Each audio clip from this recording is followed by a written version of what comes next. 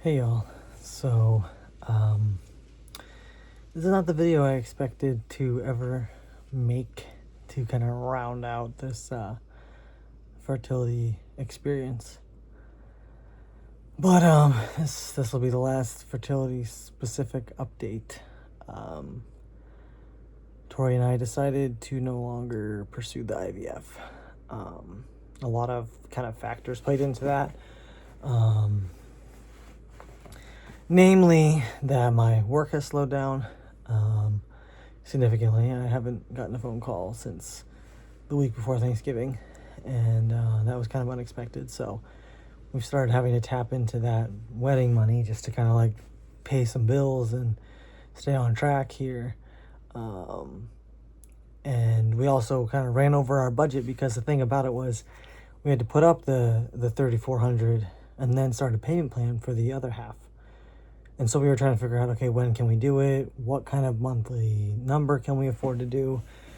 But then we had to do, renew our health insurance, which is going to be twice as much as it was this year. So that kind of ate away at any kind of budget window that we had to be able to add on a payment plan for the other half of that. Even if it was only going to be 6 months worth, we just didn't have that kind of wiggle, So that was kind of like a sobering reality check of like, so we still can't really afford to do this.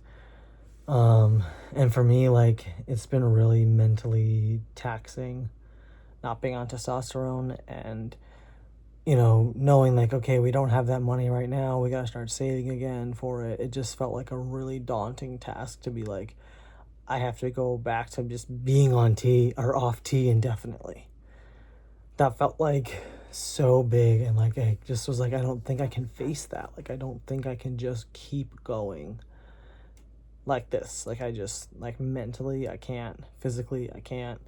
And so we kind of had a conversation. It kind of came about because Kyle was supposed to donate like literally yesterday, and then we had like a snowstorm coming, so he's like, I don't know about the weather, like I might have to postpone. And so we brought it up, like, I think that we just gotta go back to the old-fashioned way where Kyle, the same way that Kyle and I were doing it, but with Tori instead, and let go of my, biological component playing a role, which kind of sucks because, like, one of the main reasons that I wanted to do the IVF,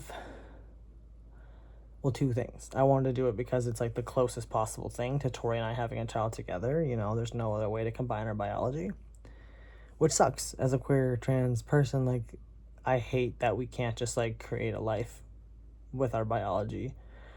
That's, like, really hard. And secondly, like, I didn't want to feel like I went through this whole process for, like, no end result. It's like, why did I just put myself through a really challenging 2 years mentally and physically to not even get anything on the other side of it? That has been a hard, like, reality check for me because I didn't want to feel like I wasted all this time. And on one hand, I'm like, why did I even bother doing this when I could have just, like, met Tori and we found Kyle together and, like, but I think it all happened the way it was supposed to happen because I don't know that I would have thought of Kyle if it wasn't when I was by myself. Like, there's a lot of factors. And I genuinely don't regret the journey at all. It's been very revealing, and it certainly has gone 0% the way I thought it would. I thought that, naively, that I'd, like, come off T in a couple months, my cycle would come back, and maybe we'd have, like, a handful of tries and it would be successful and I could get back on T, like, within like about a year. A little over a year between all of it and pregnancy. That's what I thought. I thought if I have a baby in early 2025, I get back on T and it'll be, just barely a year off. And now I'm looking at my hormone appointment is January 5th. So it's like basically 2 years almost from the day I started tapering my testosterone. And I'm definitely, like, we're both sad about it. We're sad to kind of, like, let go of the idea of it. I feel sad to let go of, like, one of the things that made me curious about having my own children was how much I loved, like, when my friends had kids, trying to be like, where's Lindsay's features and where's Ryan's features and their faces, and, like, seeing which of the girls looks like either of them, and like that part was really cool to me, to be able to be like, let's see like where your biology is showing up in your children. That's something, you know, I love doing that with my nephew. Like, I'm like, oh, I can see Micah in this, and I see Lauren in this. You know, it's like I don't get to do that with my own child. Like, my child will not look like me, will not be part of me. But that doesn't mean that I'm not going to love whatever baby that Tori and I have together, one or two, if time allows. I will love them with my entire soul. I mean, I already love Elijah like he's my own flesh and blood, and he's obviously not. So I have no doubts in my abilities to love someone else's biology. I love all of my friends' children like they just came from me. You know, like I just love these children unconditionally and wholeheartedly, no matter what.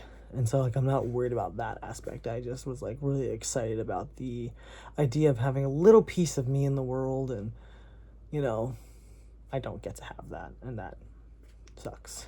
I mean, it also kind of sucks because it's like something I kind of like let go of so long ago, and then like discovered that was possible again, and then latched onto it, and then had to let go of it again.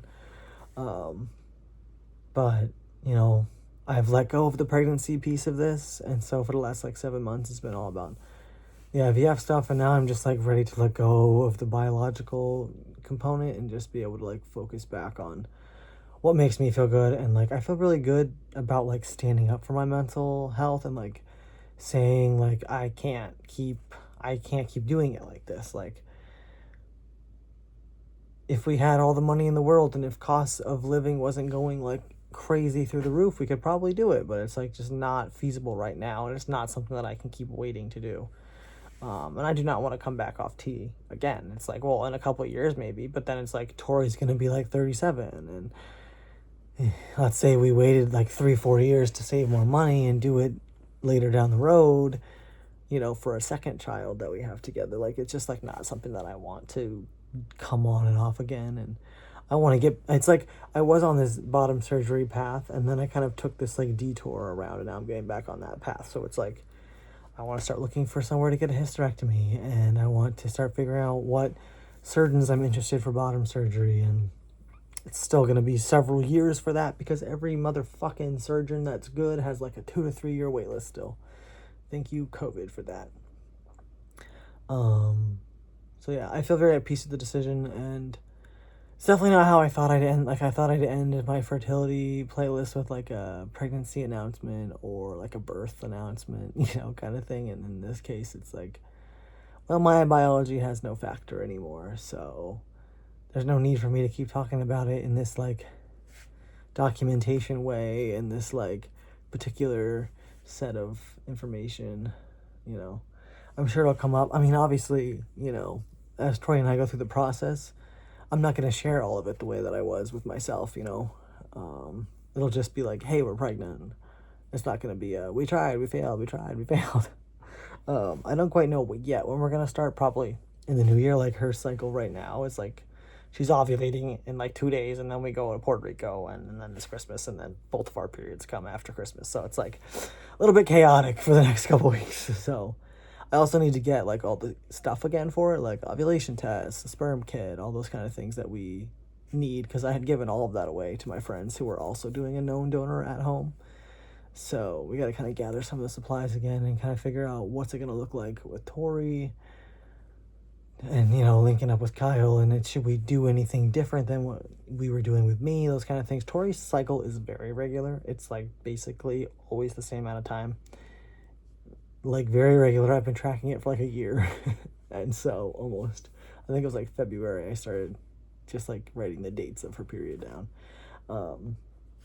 So well, maybe, you know, we'll start tracking some of her cycles with like ovulation and stuff and go from there. But it also seemed like the faster way to get to a baby. It's like if we kept putting off the IVF, then we're still putting off the baby. But like for really cheap, we could start trying to get pregnant and have a baby now, and not have to wait until we save like 10 grand, you know. So it's the end of an era. And yeah, so I don't want to say like on to bigger and better, because I don't feel like there's like bigger and better. I feel a lot of like disappointment around this and like sadness. but on to a different journey, because at the end of the day, I just want to be a parent. I want to have a baby that is mine, that I've raised. I've said this before, from poppy seed in the womb to baby to toddler to child to adult. Like, I want to be on the whole journey, and that is really what I want at the end of the day. So holding that in my mind and focusing on that. So here's to 2026, and maybe a little McGann will be on the way.